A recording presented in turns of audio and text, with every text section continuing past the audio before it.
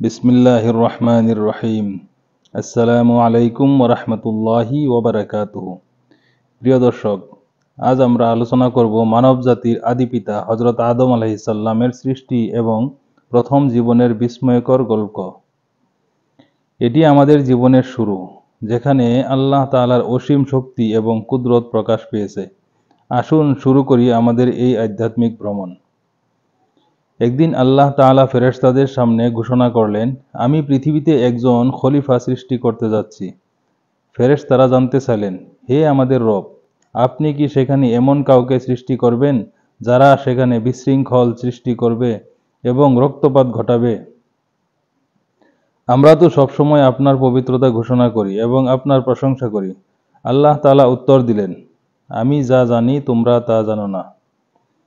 এরপর আল্লাহ তাআলা মাটি থেকে হজরত আদম আলাইহিসসালামের আকৃতি তৈরি করেন। মাটির বিভিন্ন রং ও প্রকার থেকে আদম আলাইহিসসালামকে সৃষ্টি করা হয়। এই মাটির মাধ্যমে মানবজাতির বৈচিত্র্যের সূচনা ঘটে। আল্লাহ তাআলা আদম আলাইহিসসালামের দেহ বানিয়ে সেটিতে আত্মা ফুঁকে দেন। সেই মুহূর্তে আদম আলাইহিসসালাম জীবন্ত হয়ে ওঠেন এবং আল্লাহ তাআলার আদেশে উঠে দাঁড়ান। আল্লাহ তাআলা আদম আলাইহিসসালামকে বিশেষ জ্ঞান দান করেন। তিনি আদম আলাইহিসসালামকে সমস্ত জিনিসের নাম শেখান এবং এই জ্ঞান তার মর্যাদাকে আরও বৃদ্ধি করে। এরপর আল্লাহ তাআলা ফেরেশতাদের পরীক্ষা নিতে চাইলেন। তিনি ফেরেশতাদের জিজ্ঞেস করলেন, আমার সৃষ্টি করা এই সব জিনিসের নাম বলো। ফেরেশতারা বললেন, হে আমাদের প্রভু, আমরা শুধু আপনার শেখানোটুকুই জানি। নিশ্চয় আপনি সর্বজ্ঞ প্রজ্ঞাময়। তখন আল্লাহ আদম আলাইহিসসালামকে নির্দেশ দিলেন এই জিনিসগুলোর নাম বলতে।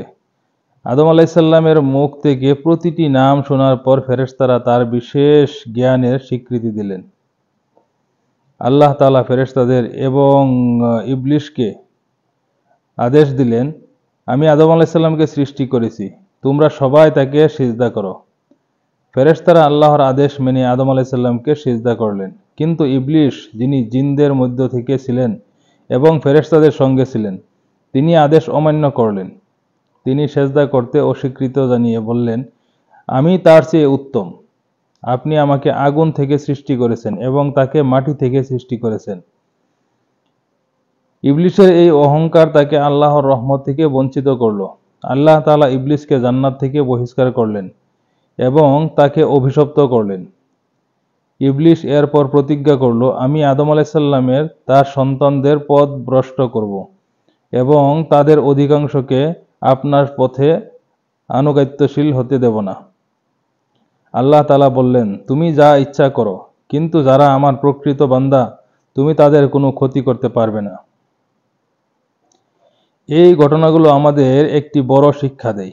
ইবলিসের অহংকার ও বিদ্রোহ আমাদের সতর্ক করে দেয়, আর আদম আলাইহিসসালামের প্রতি আল্লাহর সম্মান দেখার জন্য যে আমরা মানব জাতি আল্লাহর কাছে কতটা মূল্যবান।